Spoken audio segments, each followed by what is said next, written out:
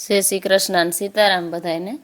દશામાનું વ્રત હાલે છે તો આજે આપણે દશામાની વાર્તા લેશું, તો બધા સાંભળજો, ચેનલને લાઈક શેર અને સબસ્ક્રાઈબ કરજો। બોલો દશામાતની જય। વ્રતની વિધિ। દશામાનું વ્રત અષાઢ વદ અમાસથી શરૂ થાય છે। પ્રાતકાળે સ્નાન કરી ધૂપ દીવો કરી શ્રદ્ધાપૂર્વક દશામાની કથા સાંભળવી। 10 દિવસ સુધી નકોરડા ઉપવાસ કરવા। માટીની સાંઠળી બનાવી તેનું પૂજન કરવું। 10મે દિવસે એ સાંઠળીને નદીમાં પધરાવવી। 5મા વર્ષે વ્રતનું ઉજવણું કરવું। યથાશક્તિ સોનું ચાંદી કે પંચ ધાતુની સાંઠળી બનાવી બ્રાહ્મણોને દાનમાં આપવી। વસ્ત્રદાન કરવું, દક્ષિણા આપવી। ભક્તિભાવપૂર્વક દશામાનું વ્રત કરનારની સુખ સમૃદ્ધિ અને સુખ શાંતિ અને સમૃદ્ધિ જળવાઈ રહે છે। વાર્તા। સુવર્ણપુર નગરીમાં અભયસેન નામે ઘણો જ ગર્વિષ્ઠ રાજા રાજ કરતો હતો। નગરની સમૃદ્ધિનો પાર ન હતો। રાજાની ગુણિયલ, સંસ્કારી અને અતિ સુશીલ તથા રૂપવતી રાણીનું નામ અનંગસેના હતું। રાણી ઘણી જ નમ્ર અને ધર્મિષ્ઠ હતી। એ ઘણીવાર રાજાને અહંકાર ન કરવા સમજાવતી, પણ રાજા એની વાત કદી ન સાંભળતો। એક દિવસ રાજમહેલના ઝરૂખે બેઠેલી રાણીએ નદીના કિનારે સ્ત્રીઓને વ્રત કરતી જોઈ, તેથી રાણીએ કુતૂહલવશ થઈ તરત જ દાસીને આજ્ઞા આપી કે નદી કિનારે સોળે શણગાર સજીને ટોળે વળેલી સ્ત્રીઓ શું કરે છે એ જાણી લાવ। દાસી દોડતી દોડતી સ્ત્રીઓ પાસે ગઈ અને પૂછવા લાગી કે તમે બધા શું કરો છો? ત્યારે એક સ્ત્રીએ જવાબ આપતા કહ્યું કે અમે દશામાનું વ્રત કરીએ છીએ। આ વ્રતની વિધિ એવી છે કે સૂતરના 10 તાર લઈ 10 ગાંઠ વાળવી, ગાંઠે ગાંઠે કંકુના ચાંદલા કરવા। ત્યારબાદ સ્ત્રીએ વ્રત ક્યારે કરવું, કેવી રીતે કરવું વગેરે જણાવ્યું। દાસી મહેલમાં આવી ને રાણીને બધી વાત કરી। ધાર્મિક સ્વભાવની રાણી પણ આ વ્રત કરવાની ઈચ્છા થઈ। મનથી વ્રત કરવાનું નક્કી કર્યું। એણે રાજાને વાત જણાવી તો અહંકાર ભરી રાજાએ ના પાડી દીધી અને કહ્યું કે આ વ્રત તો ગરીબ ગુરખા માટે છે। તારે તો ઘણી સાહેબી છે, ધન દોલત, નોકર ચાકર, બાગ બગીચા, રાજપાટ બધું છે, માટે આ વ્રત કરવાનું તું છોડી દે। રાજાના અભિમાન ભર્યા વચન સાંભળી રાણીનું દિલ દુભાયું। એ જાણતી હતી કે ગમે તેવી સમજાવટ છતાં અભિમાની રાજા એકનો બે થવાનો નથી। રાજાએ અહંકાર, ગર્વ અને અભિમાનમાં સક્ષુર થઈ ને દશામાના વ્રતનું અપમાન કર્યું। તેથી દશામાના ક્રોધનો પાર ન રહ્યો। માએ રાજાના સપનામાં આવીને એક જ શબ્દ કહ્યો કે પડું છું। બીજા જ દિવસે પડોશી રાજા લાવ લશ્કર સાથે સળી આવ્યો। આવા અણધાર્યા હુમલાથી રાજા અભયસિંહ ગભરાયો। જીવ બચાવવા માટે રાણી અને બંને કુંવરોને લઈને જંગલના રસ્તે ભાગ્યો। રાણી અનંગસેના મનમાં સમજે છે કે પોતાના પતિએ કરેલ દશામાના વ્રતના અપમાનથી આ દશા પ્રાપ્ત થઈ છે। ઘોર જંગલમાં રાજા રાણી ઉઘાડા પગે ચાલ્યા જાય છે। પગમાં કાંટા કાંકરા ભોંકાય છે। દુઃખ અને થાકનો પાર નથી। કુંવરો તરસ્યા થયા છે। એટલામાં એક વાવ આવી। રાજા પાણી લેવા માટે વાવમાં ઉતર્યો। પાછળ બંને કુંવરો ઉતર્યા તો દશામાએ અદ્રશ્ય રહીને બંને કુંવરોને ખેંચી લીધા। કુંવરોને અદ્રશ્ય થઈ ગયેલા જાણી રાણી વિલાપ કરવા લાગી। રાજા પણ મનમાં સમજી ગયો કે નક્કી આ દશામાનો કોપ છે। એ રાણીને આશ્વાસન આપતા સમજાવે છે કે જેણે આપ્યા એણે લઈ લીધા, હવે એ જ પાછા આપશે। રુદન કરતી રાણીને સમજાવતો રાજા આગળ ચાલ્યો। થાકના લીધે બંનેના પગ ઘસડાય છે।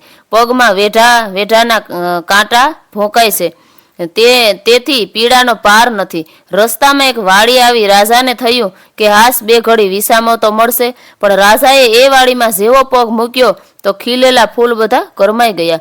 વાડીનો માળી વિચાર કરવા માંડ્યો કે નક્કી આ માણસ પાપી પગલાનો છે, તેથી માળી લાકડી લઈને રાજાને મારવા દોડ્યો। રાજા રાણી માંડ બચી ને ભાગ્યા। જીવનથી હતાશ થઈ ગયેલા ભિખારી જેવી હાલતમાં બંને એક નગરમાં આવ્યા। એ નગર રાજાની બહેનનું હતું। રાજાને આશા હતી કે બહેન જરૂર આશરો આપશે। એણે પાદરેથી પોતાની બહેનને સંદેશો મોકલ્યો કે તેનો ભાઈ આવ્યો છે। બહેને પોતાના ભાઈને સોનાની ગાગરમાં સુખડી મોકલાવી અને સાથે સોનાની સાંકળ મૂકી, પણ સોનાની ગાગર પિત્તળની બની ગઈ, સુખડી ઈંટના કટકા બની ગઈ અને સોનાની સાંકળના બદલે ફૂંફાડા મારતો કાળો નાગ નીકળ્યો। રાજા વિચાર કરે છે કે મારી સગી બહેન મને મારી નાખવા આવું ન કરે, નક્કી આ દશામાનો કોપને કારણે જ થયું છે। આવો વિચાર કરી રાજાએ ગાગર ત્યાં જ દાટી દીધી અને રાણીને લઈને આગળ ચાલ્યો. ચાલતા ચાલતા એક નદી આવી. નદીના કાંઠે ચીભડાના વાળા છે. રાજાએ બે હાથ જોડીને વાળાના માલિકને કરગરવા લાગ્યો કે હે ભાઈ, 7 દિવસના ભૂખ્યા છીએ, દયા કરી ને એક ચીભડું આપ. ખેડૂતને દયા આવવાથી એક ચીભડું આપ્યું. રાજાએ નક્કી કર્યું કે આગળ જઈને થોડો વિશ્રામ કર્યા પછી ચીભડું ખાવું અને ભૂખ સમાવવી. પૂર્વ બન્યું એવું કે એ ગામના રાજાનો કુંવર 2 દિવસ પહેલા રિસાઈને ભાગી ગયો હતો. સિપાહીઓ કુંવરની શોધમાં નીકળ્યા હતા. દશામાના કોપના કારણે રાજાના હાથમાં જે ચીભડું હતું તે કુંવરનું માથું બની ગયું. આ માથા પર નજર પડતા સિપાહીઓએ દોડીને રાજાને અભયસેનને પકડી લીધો. દોરડાથી બાંધીને લાતો મારતા નગરમાં લઈ ગયા. નગરના રાજાને બધી વાત કરી ને રાજાએ પોતાના કુંવરની હત્યા કરવા બદલ અભયસેનને કાળ કોટડીનો હુકમ આપી બંદીખાનમાં નાખી દીધો. રાજા વગર વાંકે કેદ થયો. તેથી રાણી અનંગ સેના પર દુઃખનો પહાડ તૂટી પડ્યો. એ રોજ જંગલમાં જતી, લાકડાનો ભારો લઈ આવતી, એ વેચીને જે પૈસા મળે એમાંથી પેટનો ખાડો પૂરતી. આમ દિવસો પસાર થવા લાગ્યા. અષાઢ મહિનો આવ્યો. અનંગ સેનાએ અષાઢની અમાસે એટલે કે દિવાસાના દિવસે દશામાનું વ્રત શરૂ કર્યું. દશામાના વ્રતના 10 દિવસ નકોરડા ઉપવાસ કર્યા અને માની ભક્તિ કરી. રાણી અનંગ સેનાની અપાર ભક્તિ જોઈ દશામાનો કોપ સમી ગયો.